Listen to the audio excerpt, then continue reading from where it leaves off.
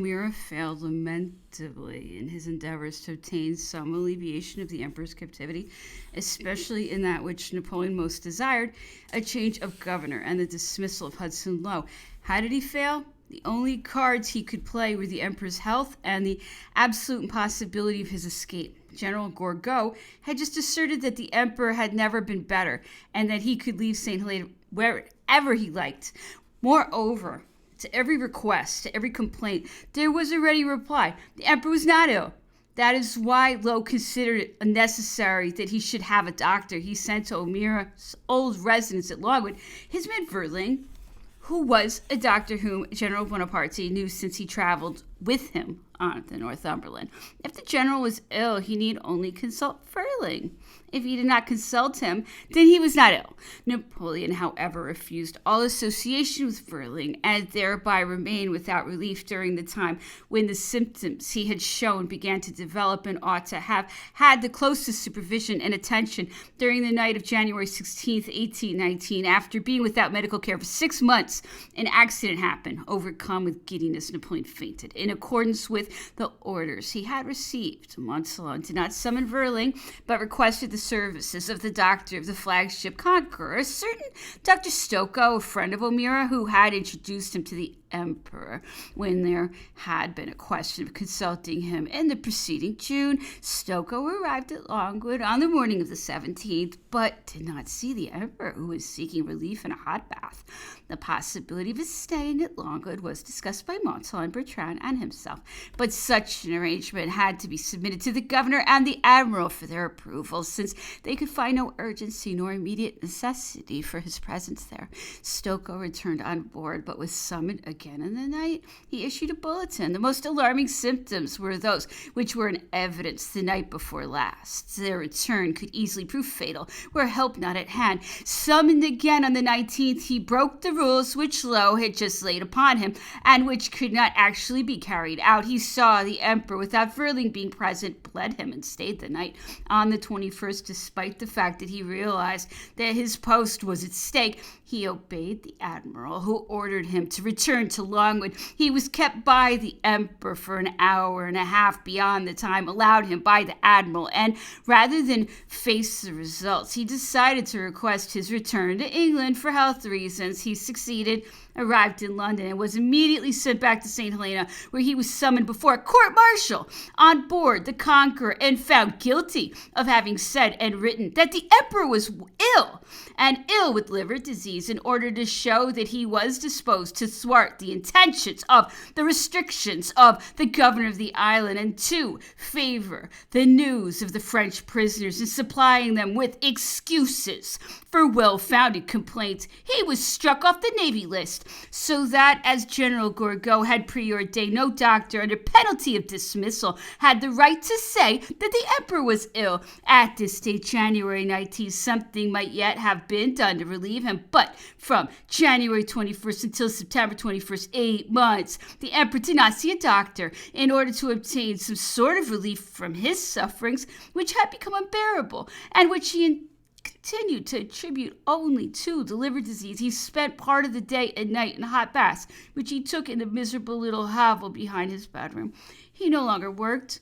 With whom could he work? Las Casas had been the great stimulator, and if he had stayed on St. Helena instead of the Memorial, which his overt egotism rendered suspicious everywhere, and wherein the insertion of statements as doubtful as they were apocryphal threw a certain discredit upon the whole thing, he could, by means of the emperor's dictations, no doubt have raised to his glory an unquestionable and worthy monument, but it would, it is true, have been to Napoleon and not to Las Casas.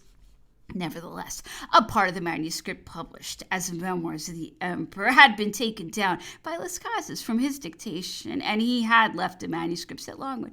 Another part, just as important, had been dictated to General Gourgaud, who was the laborer of the colony. To occupy his day, he only had the emperor's dictations, the work which the latter requested of him: historical research, mathematical problems, studies of technical military questions, and his own journal, where wherein each evening he recorded with astonishing verbosity his actions, those of others, his sorrows, his devotion, and the happenings of the entire community.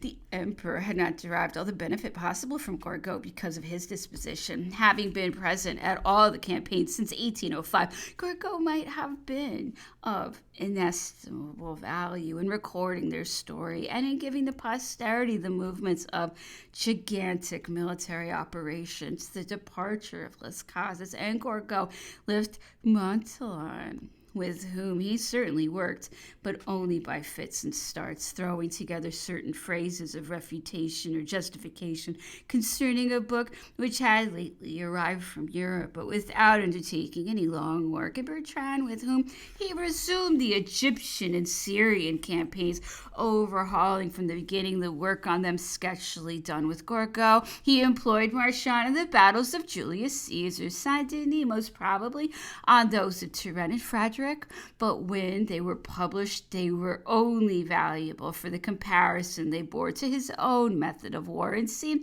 it must be admitted, rambling and of little interest. The fact was, the incentive was no longer there. He had lost all interest in his work, which had deemed only useful if it furnished an official record. That document would now be posthumous, and he no longer cared about it. What good were the pamphlets he had been able to write? Incensed with indignation, since he no longer had the means of sending them to Europe, and then the others, those he had published in the past, the letters du Cap, the Réponse Lord Bathurst.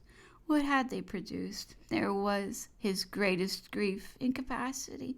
To what purpose was good writing, good thinking, good living? Those who had made the captive's existence tolerable, those who had taken his mind off present misery, were gone. Cipriani was dead, the only one in whose information he placed any reliance, that clever observer who turned to good purpose all the rumors from Jamestown, who made himself acquainted with everything the storeships brought, and who, with his skill of ingratiating himself, associated with the servants of the foreign commissioners, and even with those of the English officers. No Catholic priest conducted Cipriani to his last resting place. It was necessary for a Protestant clergyman to recite the funeral service, and it was this which prompted the emperor to request that a priest be sent to St. Helena to minister to him at the hour of his death. Admiral and Lady Malcolm had gone, the latter full of enthusiasm, the former imbued with respect, both knowing in their attitude towards him how to show courtesy and compassion, while at the same time preserving unswerving loyalty to their country. Malcolm had been consulted by the emperor as the judge of his complaints against Lowe. What greater proof could he give of his confidence in him? Lady Malcolm, who was the eldest daughter of the Honorable William Fullerton Elphinstone, the third son of the 10th Lord Elphinstone, who was the cousin of Admiral Keith, was, like all the Elphinstones, full of appreciation of him who had saved their brother, and was so charming towards the emperor that upon her departure she received as a present one of his beautiful porcelain cups. What greater token of his kindness could be conceived? As a Christmas present, Madame Bertrand and Madame de Montellon each received a plate, though not every year,